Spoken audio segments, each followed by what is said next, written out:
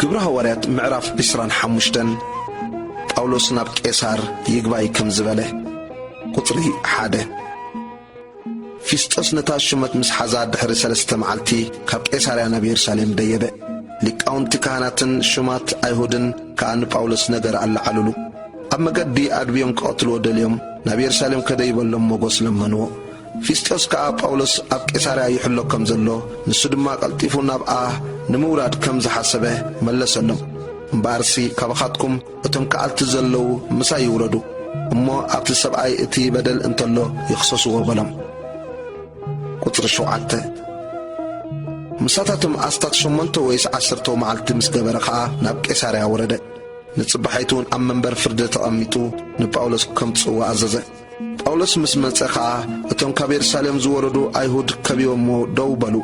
ክረትዕሉ ዘይክእሉ ብዙሕ ከቢድን ክሲ ከዓ ከሰስዎ ጳውሎስ ድማ ኣነ ንሕጊ አይሁድ ኮነ ንቤት መቕደስ ወይስ ንቄሳር ኮነ ኣይበደልኩን ኢሉ ተመጻረየ ፊስጦስ ከዓ ንአይሁድ ባህ ከብል ደሊስ ንጳውሎስ ናብ ኢየሩሳሌም ክዲብ እሞ በዚ ነገር እዚ ኣብ ቅድመይ ክትፍረዶ ትፈቱ ኢኻ ኢሉ መለሰሉ ጳውሎስ ግና ኣነ ኣብ ቅድሚ መንበር ፍርዲ እቐውም ኣለኹ ኣብኡ ክፍረድ እየ ዝግባአኒ ንስኻ ጸቢቕካ ከም እትፈልጥ ከዓ ንአይሁድ ኣይበደልኮምን ዓሚፅን ኣብ ሞት ዘብጽሕ ገይረ እንተኾይነ ግና ከይመውት እኳ ኣይልምንን እየ እዚ ዝኸሱኒ ብኸምኡ እንተኾይንኸ ናታቶም ኣሕሊፉ ክህበኒ ዝኽእል ከቶ የልቦን ኣነ ናብ ቄሳር ይግባኝ ኢለ ኣለኹ በለ ሽዑ ፊስጦስ ምስቶም ኣማኸርቲ ተዛሪቡ ናብ ቄሳር ይግባኝ ካብ በልካስ ናብ ቄሳር ክትከይድ ኢኻ ኢሉ መለሰሉ ጳውሎስ ኣብ ቅድሚ ኣግሪጳን በርኒቄን ከም ዝቐረበ ቁጥሪ 13 ሓያሎ መዓልቲ ምስ ሓለፈ ከዓ ንጉስ ኣግሪጳን በርኒቄን ንፊስጦስ ክበጽሕዎ ናብ ቄሳርያ ወረዱ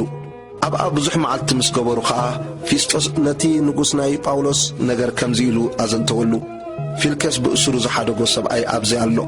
ናብ ኢየሩሳሌም ከይደ ከለኹ ከዓ ሊቃውንቲ ካህናት አይሁድን ዓበይቶምን መጺኦም ንኡ ክፈርዶ ለመኑኒ ንተኸሳሲ ምስ ከሰስቱ ገጽ ንገጽ ደው ከየብልካዮ በቲ ዝኸሰስዎ ክማጻረ ግዜ ከሃብካዮ ተቐዳዲምካ ንሓደ እኳ ሓሊፍካ መሃብ ስርዓት ሮማውያን ከም ዘይኮነ ድማ መለስኩሎም እምበኣርስከ ኣብዚ ምስ ተኣከቡ ከየደናግኹ ንጽቢሒቱ ኣብ መንበር ፍርዲ ተቐሚጠ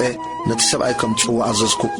እቶም ተሰስቱ ደው ምስ በሉ ግና ብጀካ ብናይ ኣምልኾኦም ዝኾነ ነገር ባእሲ ብዛዕባ ሓደ ምውት ጳውሎስ ግና ህያው እዩ ዝብሎ ኢየሱስ እንተዘይኮይኑ ናይ ከም ዝመሰለንስ ገለ ክፉእ ክሲ እኳ የምጽሉን ኣነ ከዓ በዚ ነገር እዚ ዝገብሮ እንተጨነቐኒ ናብ ኢየሩሳሌም ክዲብ እትፈቱ እንትኾንካስ በዚ ነገር እዚ ኣብኣ ክትፍረድ በልክዎ ጳውሎስ ግና ኣብ ቄሳር ክሳዕ ዝምርመር ምንቲ ክሕሎ ይግባኝ ምስ በለ ናብ ቄሳር ክሳዕ ዝሰዶ ክሕሎ ኣዘዝኩ ኣግሪጳ ከዓ ንፊስጦስ ነዚ ሰብኣይ እዚስ ኣነውን ክሰምዖ ምፈተኹ በሎ ንሱ ድማ ጽባሕ ትሰምዖ በሎ ቁጥሪ 23 ንጽቢሒቱ ድማ ኣግሪጳን በርኒቄን ምስቶም ሓለቑ ሽሕን ዓበይቲ ከተማን ብብዙሕ ግርማ ናብ ኣዳራሽ ፍርዲ ኣተው ፊስጦስ ከዓ ንጳውሎስ ከምጽዎ ኣዘዘ ፊስጦስ ድማ በለ ወንጉስ ኣግሪጳ ኣቱም ምሳና ዘለኹም ኩላትኩም ሰብ እዚ ትርእይዎ ዘለኹም ሰብኣይ ደጊም ንሱ ብህይወት ክነብር ከም ዘይግብኦ ኩላቱም አይሁድ ኣብ ኢየሩሳሌም ኮነ ኣብ ዝኾነ እናጠርዑ ለመኑኒ ኣነ ግና ከቶ ኣብ ሞት ዘብጽሕ ነገር ኣይረኸብኩሉን ባዕሉ ናብ ቄሳር ይግባኝ ምስ በለ ከዓ ንምስዳዱ ቆሪጽ ኣለኹ ብዛዕባኡ ናብ ጐይታይ ዝጽሕፎ ፍሉጥ ነገር ግና የብለይን ስለዚ ንሱም ምስ ተመርመረ ዝጽሕፎ ነገር ምንቲ ክረክብሲ ናባኻትኩም ምናዳ ከዓ ወንጉስ ኣግሪጳ ናባኻ ኣምጽእዮ ኣለኹ ማለት ምኽንያት ማእሰርቱ ከይነገርኩ ንእሱር ሰብ ምስ ዳሬ ዕሽነት ኮይኑ ይረአየኒ ኣሎ